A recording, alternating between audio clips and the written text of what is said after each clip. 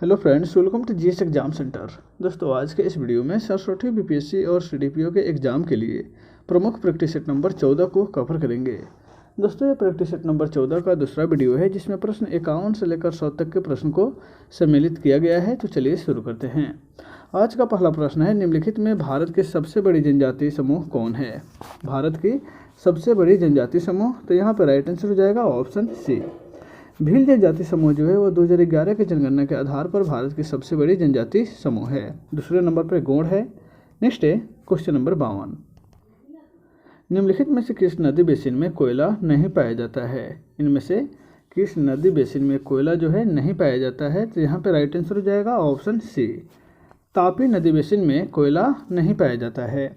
झारखंड में स्थित दामोदर एवं कोयल बेसिन में प्रचुर मात्रा में कोयला पाया जाता है। दामोदर और कोयल बेसिन में। उड़ीसा के महानदी बेसिन में कई जगहों पर कोयला पाया जाता है। नेक्स्ट है क्वेश्चन नंबर 53। इनमें से किन पर्वतीय रेलवे को यूनेस्को की विश्व धरोहर सूची में शामिल नहीं किया गया है? इनमें से किस पर्वतीय रेलवे को यूनेस्को की विश्व धरोहर सूची में शामिल नहीं किया गया है? तो यहाँ पर राइट आंसर होगा ऑप्शन सी, माउंट आबू यानी कि मेहसाना रेलवे। इसको जो है यूनेस्को के विश्व धरोहर सूची में शामिल नहीं किया गया है। नेक्स्ट है क्वेश्चन नंबर 54। शहरी जनसंख्या वाले राज्यों का सही क्रम बताना है घटते क्रम में। शहरी जनसंख्या वाले राज्यों का सही क्रम क्या है? घटते क्रम में, यानी कि सबसे ज़्यादा से सबसे कम की ओर। तो यहाँ पे राइट आंसर होगा ऑप्शन सी। शहरी जनसंख्या में सबसे ज़्यादा महाराष्ट्र में है, उसके बाद उत्तर प्रदेश, फिर तमिलनाडु। ऑप्शन सी यहाँ पे राइट आंसर होगा। नेक्स्ट है क्वेश्चन नंबर 55। निम्नलिखित में से कौन सा देश समूह यूरेनियम का प्रमुख उत्पादक क्षेत्र है? निम्नलिखित में से कौन सा देश समूह यूरेनियम का उत्पादक क्षेत्र है? तो यहाँ पर राइट आंसर हो जाएगा ऑप्शन ई। उपयुक्त में से एक से अधिक या इनमें से कोई नहीं, क्योंकि यूरेनियम के प्रमुख उत्पादन राष्ट्र Kazakhstan, Canada, Australia, niger, Bharat इत्यादि हैं। तो इस प्रकार से यहाँ पे सभी ऑप्शन सही हो जाएंगे। नेक्स्ट है क्वेश्चन नंबर 56। किसकी सिफारिश के आधार पर केंद्र एवं राज्यों के मध्य वित्तीय वितरण होता है? इनमें से किसकी सिफारिश के आधार पर केंद्र और राज्य के बीच वित्तीय वितरण होता है? तो यहाँ पर राइट आंसर होगा ऑप्शन सी, वित्त आयोग के सिफारिश पर। नेक्स्ट है क्वेश्चन नंबर 57। यहाँ पे दिया गया है अनुच्छेद 124 जो कि सर्वोच्च न्यायालय से संबंधित है। अनुच्छेद 5 जो है वह नागरिकता से संबंधित है। अनुच्छेद 352 यह राष्ट्रीय आपातकाल से संबंधित है। और अनुच्छेद 245 विधायी शक्तियों का वितरण से संबंधित है। तो इस प्रकार से ऑप्शन डी यहाँ पे राइट आंसर हो जाएगा। नेक्स्ट है क्वेश्चन नंबर 58। संविधान के मूल ढांचे का सिद्धांत किसने प्रतिपादन किया था? संविधान के मूल ढांचे का सिद्धांत जो है प्रतिपादित किया गया था इनमें से किस केस में? तो यहाँ पे राइट आंसर हो जाएगा option D, Keshavananda Bharati case 1973 में हुआ था। ऑप्शन डी यहाँ पे राइट आंसर हो जाएगा। केशवानंद भारती केस 1973 में सर्वोच्च न्यायालय में संविधान के मूल ढांचे का सिद्धांत प्रतिपादित किया गया था। नेक्स्ट है क्वेश्चन नंबर 59। किस अनुच्छेद के तहत विधानसभा के द्वारा विधान परिषद गठन का प्रस्ताव पारित किया जाता है?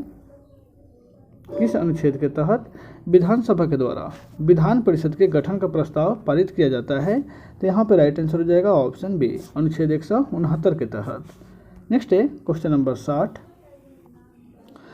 किसी भौगोलिक क्षेत्र को अनुसूचित क्षेत्र घोषित करने का संवैधानिक अधिकार किसे प्राप्त है? किसी भौगोलिक क्षेत्र को अनुसूचित क्षेत्र घोषित करने का संवैधानिक अधिकार किसको है? तो यहाँ पर राइट आंसर होगा ऑप्शन ए, राष्ट्रपति को। नेक्स्ट है क्वेश्चन नंबर 61। अनुच्छेद 143 राष्ट्रपति को निम्नलिखित में से किसके साथ परामर्श करने की शक्ति प्रदान करता है? अनुच्छेद 143 जो है वह राष्ट्रपति को निम्नलिखित में से किसके साथ परामर्श करने की शक्ति प्रदान करता है? तो वह है उच्चतम न्यायालय के साथ, यानी कि ऑप्शन सी यहाँ पे राइट आंसर हो जाएगा। नेक्स्ट है क्वेश्चन नंबर 62। निम्नलिखित में से कौन सा एक लोकसभा का सर्वाधिक बड़ा निर्वाचन क्षेत्र है? इनमें से कौन जो है लोकसभा का सबसे बड़ा निर्वाचन क्षेत्र है क्षेत्रफल के अनुसार? तो यहाँ पे राइट आंसर हो जाएगा ऑप्शन ए, लद्दाख जो है वह क्षेत्रफल के अनुसार लोकसभा का सबसे बड़ा निर्वाचन क्षेत्र है। नेक्स्ट है क्वेश्चन नंबर 63। लोक निधि का अभिभावक किसे कहा जाता है? लोक निधि का अभिभावक, तो यहाँ पे राइट आंसर हो जाएगा ऑप्शन ए, नियंत्रक एवं महालेखा परीक्षक को लोक निधि का अभिभावक कहा जाता है। नेक्स्ट है क्वेश्चन नंबर 64, न्यायिक पुनरावलोकन प्रचलित है किस देश में? न्यायिक पुनरावलोकन जो है, तो यहाँ पे राइट आंसर हो जाएगा ऑप्शन ए, उपयुक्त में से कोई नहीं या एक से अधिक, क्योंकि न्यायिक पुनरावलोकन की प्रक्रिया जो है भारत और अमेरिका दोनों देशों में प्रावधान किया गया है, भारत और अमेरिका में। नेक्स्ट है क्वेश्चन नंबर 65, भारत में लोकसभा का स्पीकर को किस तरह से चुना जाता है? भारत में लोकसभा का स्पीकर यानी कि अध्यक्ष जो होते हैं उसका निर्वाचित किया जाता है, यानी कि ऑप्शन ए यहाँ पे राइट आंसर हो जाएगा। नेक्स्ट है क्वेश्चन नंबर 66, राष्ट्रीय भौतिकी प्रयोगशाला की स्थापना कहाँ की गई थी? राष्ट्रीय भौतिकी प्रयोगशाला की स्थापना, तो यहाँ पे राइट आंसर हो जाएगा ऑप्शन ए, नई दिल्ली में राष्ट्रीय भौतिकी प्रयोगशाला की स्थापना की गई है। नेक्स्ट है क्वेश्चन नंबर 67, निम्नलिखित में से कौन सा रोग आनुवांशिक नहीं है? इसमें से बताना है कि इनमें से कौन सा रोग जो है वह आनुवांशिक रोग की उदाहरण नहीं है, तो यहाँ पर राइट आंसर हो जाएगा ऑप्शन डी, रूबेला जो है यह आनुवांशिक रोग नहीं है। बाकी हेमोफीलिया, सिकल सेल एनीमिया और थैलेसीमिया ये सब जो है आनुवांशिक रोग हैं। नेक्स्ट है क्वेश्चन नंबर 68, पुष्प के विभिन्न भागों में निम्नलिखित में से कौन सा सम्मिलित है? तो यहाँ पे राइट आंसर हो जाएगा ऑप्शन बी, यानी कि बाह्यदल, पंखुड़ी, स्त्रीकेसर और पुंकेसर, यानी चारों जो है वह पुष्प के भागों में सम्मिलित है। ऑप्शन बी यहाँ पे राइट आंसर हो जाएगा, 1 2 3 4।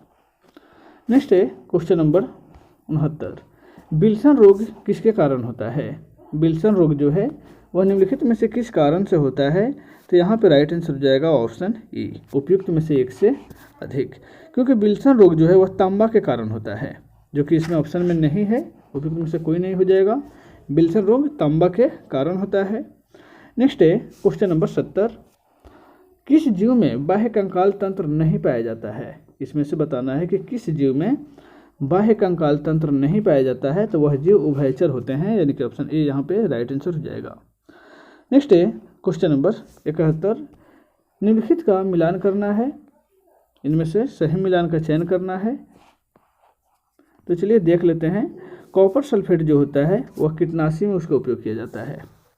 पेनिसिलिन जो है वह प्रतिजैविक है। यूरिया जो है वह उर्वरक है और मेलाथिनिन जो है वह फंगसनाशी है। तो इस प्रकार से ऑप्शन बी यहाँ पे राइट आंसर हो जाएगा। नेक्स्ट है क्वेश्चन नंबर 72, पारिस्थितिकी तंत्र का कौन सा घटक जैविक और अजैविक घटकों के बीच मध्यस्थ के रूप में कार्य करता है? पारिस्थितिकी तंत्र का कौन सा घटक जो है जैविक और अजैविक घटकों के बीच मध्यस्थ के रूप में कार्य करता है? तो वह है उत्पादक, यानी कि ऑप्शन सी यहाँ पे राइट आंसर हो जाएगा। नेक्स्ट है क्वेश्चन नंबर 73, जैव विविधता की दृष्टि से निम्नलिखित में से कौन संवेदनशील स्थल है? जैव विविधता की दृष्टि से यहाँ पे राइट आंसर हो जाएगा ऑप्शन ए, उपयुक्त में से कोई नहीं या एक से अधिक। जैव विविधता की दृष्टि से यहाँ पे हो जाएगा आपको सुंडालैंड, हिंद महासागर, जो कि हिंद महासागर में स्थित है। सुंडालैंड हिंद महासागर में स्थित है, और पश्चिमी घाट, उत्तर पूर्वी हिमालय, इंडो बर्मा भारत में ये सब जो है जैव विविधता वाले क्षेत्र हैं। यहाँ पे सभी ऑप्शन जो है राइट आंसर हो जाएगा। नेक्स्ट है क्वेश्चन नंबर 74, नेत्रदान में आँख के किस भाग को दान किया जाता है? तो नेत्रदान में जो है कार्निया दान किया जाता है, यहाँ पे ऑप्शन बी राइट आंसर होगा। नेक्स्ट है क्वेश्चन नंबर 75, अमोनिया गैस बनाने की हैबर विधि में उत्प्रेरक के रूप में प्रयोग किया जाता है। क्या चीज़ इसमें? अमोनिया गैस बनाने में हैबर विधि में उत्प्रेरक के रूप में क्या प्रयोग किया जाता है? तो यहाँ पे राइट आंसर हो जाएगा ऑप्शन बी, लोहे के चूर्ण को उपयोग किया जाता है। नेक्स्ट है क्वेश्चन नंबर 76, जनरेटर में 220 वोल्ट का एक बल्ब जुड़ा है, यदि इसमें 0.5 एम्पियर की धारा प्रवाहित हो रही है तो बल्ब की शक्ति क्या होगी? तो यहाँ पे राइट आंसर हो जाएगा ऑप्शन ए, 110 वाट, क्योंकि 220 गुना 0.5 यानी कि होता क्या है, पावर बराबर V गुना I। नेक्स्ट है क्वेश्चन नंबर 77, 1 बिलियन लाल लिटमस को नीला कर देता है, बिलियन का pH क्या है? 1 विलयन जो है वह लाल लिटमस को पीला कर देता है, नीला कर देता है। तो विलयन का पीएच मान क्या होगा? तो यहाँ पर राइट आंसर होगा ऑप्शन ई, उपयुक्त में से कोई नहीं, क्योंकि वह विलयन जो लाल लिटमस को नीला कर देता है वह क्षारीय होता है और जिसका पीएच मान 7 से अधिक होता है। नेक्स्ट है क्वेश्चन नंबर 78, आवर्त सारणी में कौन सा तत्व सर्वाधिक यौगिक बनाता है? आवर्त सारणी में कौन सा तत्व जो है वह सर्वाधिक यौगिक बनाता है? तो वह तत्व है कार्बन। ऑप्शन डी यहाँ पे राइट आंसर होगा। नेक्स्ट है क्वेश्चन नंबर 79, उपधातु इनमें से क्या होते हैं? उपधातु, तो यहाँ पर राइट आंसर होगा ऑप्शन सी, उपधातु जो है वैसे तत्व जिनमें धातु और अधातु दोनों के गुण होते हैं उसे उपधातु कहा जाता है। नेक्स्ट है क्वेश्चन नंबर 80, सोडियम धातु का संग्रहण किस में करना चाहिए? सोडियम धातु का संग्रहण, तो यहाँ पर राइट आंसर हो जाएगा ऑप्शन ए, उपयुक्त में से कोई नहीं, क्योंकि सोडियम धातु का संग्रहण जो है वह किरोसिन तेल यानी कि मिट्टी के तेल में किया जाता है। नेक्स्ट है क्वेश्चन नंबर 81, मनुष्य के शरीर में पसलियों की कुल संख्या कितनी है? मनुष्य के शरीर में पसलियों की कुल संख्या, तो यहाँ पर राइट आंसर होगा ऑप्शन डी, 24 होती है, यानी कि 12 जोड़ी। नेक्स्ट है क्वेश्चन नंबर 82, प्रकाश वर्ष क्या है? प्रकाश वर्ष, तो यहाँ पर राइट आंसर हो जाएगा ऑप्शन डी, प्रकाश द्वारा एक वर्ष में चली गई कुल दूरी जो है वह प्रकाश वर्ष कहलाती है। ऑप्शन डी यहाँ पे राइट आंसर हो जाएगा, यानी कि एक प्रकाश वर्ष बराबर होता है 9.46 गुना 10 के पावर 15 मीटर, एक प्रकाश वर्ष बराबर होता है। नेक्स्ट है क्वेश्चन नंबर 83, निम्नलिखित में से कौन सी एक ऊष्मा की इकाई नहीं है? इनमें से कौन जो है एक ऊष्मा की इकाई नहीं है? तो यहाँ पर राइट आंसर होगा ऑप्शन डी, वाट। वाट जो है ऊष्मा की इकाई नहीं है। नेक्स्ट है क्वेश्चन नंबर 84, मनुष्य का वैज्ञानिक नाम क्या है? मनुष्य का वैज्ञानिक नाम क्या है? तो यहाँ पर राइट आंसर होगा ऑप्शन बी, होमो सेपियंस जो है मनुष्य का वैज्ञानिक नाम है। नेक्स्ट है क्वेश्चन नंबर 85, चिपको आंदोलन का कर्नाटक में दूसरा नाम क्या है? चिपको आंदोलन का कर्नाटक में दूसरा नाम क्या है, यानी कि किस नाम से कर्नाटक में जाना जाता है? तो वह है अपिको चालुवाली, यानी कि ऑप्शन बी यहाँ पे राइट आंसर हो जाएगा। नेक्स्ट है question number 86, red data book जो है वह किससे संबंधित है? रेड डेटा बुक, तो यहाँ पर राइट आंसर होगा ऑप्शन सी, लुप्त प्रजातियों की जानकारी से संबंधित है। ऑप्शन सी यहाँ पे राइट आंसर हो जाएगा। नेक्स्ट है क्वेश्चन नंबर 87, पारिस्थितिकी तंत्र में ऊर्जा का मुख्य स्रोत क्या है? पारिस्थितिकी तंत्र में ऊर्जा का मुख्य स्रोत, तो राइट आंसर होगा ऑप्शन बी, सूर्य का प्रकाश जो है वह पारिस्थितिकी तंत्र में ऊर्जा का मुख्य स्रोत है। ऑप्शन बी यहाँ पे राइट आंसर हो जाएगा। नेक्स्ट है क्वेश्चन नंबर 88,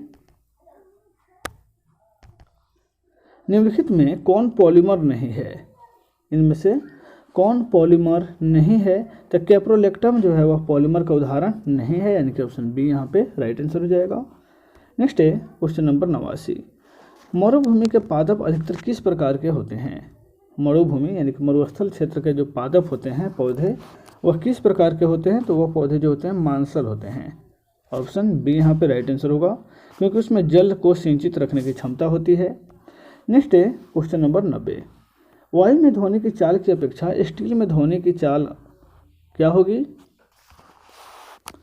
तो यहाँ पे राइट आंसर हो जाएगा ऑप्शन डी, 15 गुना होगी, क्योंकि वायु में जो है ध्वनि की चाल 332 मीटर प्रति सेकंड है। 332 मीटर प्रति सेकंड वायु में है, जबकि ध्वनि स्टील में जो है यानी कि इस्पात में 5100 मीटर प्रति सेकंड इस्पात में है। तो इस प्रकार से लगभग 15 गुना अधिक होगी। नेक्स्ट है क्वेश्चन नंबर 91, अर्धचालक की चालकता परम शून्य ताप पर कितना होगा? अर्धचालक की चालकता जो है परम शून्य ताप पर, तो यहाँ पर राइट आंसर होगा ऑप्शन डी, 0 हो जाएगा। नेक्स्ट है क्वेश्चन नंबर 92, OMR का क्या तात्पर्य है? OMR, तो यहाँ पर राइट आंसर होगा option A, optical mark reader. Optical mark reader इस प्रणाली जो है वो डिवाइस की सहायता से कागज, पेन या पेंसिल के चिन्ह की उपस्थिति की जांच की जाती है। नेक्स्ट है क्वेश्चन नंबर 93, यांत्रिक ऊर्जा का संबंध वस्तु की किस स्थिति से है? यांत्रिक ऊर्जा का संबंध, तो वस्तु के गति और स्थिति से, यानी कि ऑप्शन बी यहाँ पे राइट आंसर हो जाएगा। नेक्स्ट है क्वेश्चन नंबर 94। जब दो व्यक्ति में साधारण बातचीत करते हैं तब कितने डेसिबल ध्वनि उत्पन्न होता है साधारण बातचीत के समय? तो यहाँ पे राइट आंसर होगा ऑप्शन सी, 30 डेसिबल से 60 डेसिबल के बीच जो है साधारण बातचीत के समय ध्वनि उत्पन्न होती है, 30 डेसिबल से 60 डेसिबल के बीच। नेक्स्ट है क्वेश्चन नंबर 95। आवर्त सारणी में बाईं से दाईं ओर जानने पर प्रवृत्तियों के बारे में कौन सा कथन गलत है? बाईं से दाईं ओर जाने पर, तो यहाँ पर राइट आंसर होगा ऑप्शन सी, परमाणु आसानी से इलेक्ट्रॉनों का त्याग करते हैं, यानी कि यह कथन जो है गलत है। बाकी ए, बी और डी 3 कथन सही है। नेक्स्ट है क्वेश्चन नंबर 96। योजना में कोर सेक्टर का क्या अभिप्राय है? कोर सेक्टर का, तो राइट आंसर हो जाएगा ऑप्शन डी, चयनित आधारभूत उद्योग से। ऑप्शन डी यहाँ पे राइट आंसर होगा। नेक्स्ट है क्वेश्चन नंबर 97। निम्नलिखित योजना और कार्यक्रमों को मेल करना है। योजना एक तरफ दिया गया है और दूसरी तरफ कार्यक्रम दिया गया है। तो चलिए यहाँ पे देख लेते हैं। प्रथम योजना जो है वह सामुदायिक विकास से संबंधित है। प्रथम योजना सामुदायिक विकास से संबंधित है। दूसरा में द्वितीय योजना जो है वह तीव्र औद्योगिकरण से संबंधित है। उसी प्रकार से तृतीय योजना जो है वह आधारभूत उद्योग से संबंधित है और चतुर्थ योजना जो है वह न्यूनतम आवश्यक कार्यक्रम से संबंधित है। उसी प्रकार से पंचम योजना स्वावलंबन और स्थिरता से संबंधित है। तो इस प्रकार से ऑप्शन सी यहाँ पे राइट आंसर हो जाएगा। नेक्स्ट है क्वेश्चन नंबर 98। नाबार्ड की स्थापना कब हुई थी? नाबार्ड की स्थापना कब हुई थी? तो यहाँ पे राइट आंसर होगा ऑप्शन डी, 12 जुलाई 1982 को नाबार्ड की स्थापना हुई थी, जिसके मुख्यालय मुंबई में है। नेक्स्ट है क्वेश्चन नंबर 99। गन्ना का उचित एवं लाभकारी मूल्य कौन अनुमोदित करता है? गन्ना का उचित एवं लाभकारी मूल्य, तो यहाँ पर राइट आंसर होगा ऑप्शन है, आर्थिक मामलों की कैबिनेट समिति के द्वारा गन्ना का उचित एवं लाभकारी मूल्य को अनुमोदित किया जाता है। नेक्स्ट है क्वेश्चन नंबर 100। किसान क्रेडिट कार्ड योजना के शुभारंभ किस वर्ष किया गया था? किसान क्रेडिट कार्ड योजना के शुभारंभ, तो यहाँ पर राइट आंसर होगा ऑप्शन सी, 1998 में किसान क्रेडिट कार्ड योजना के शुभारंभ की गई थी।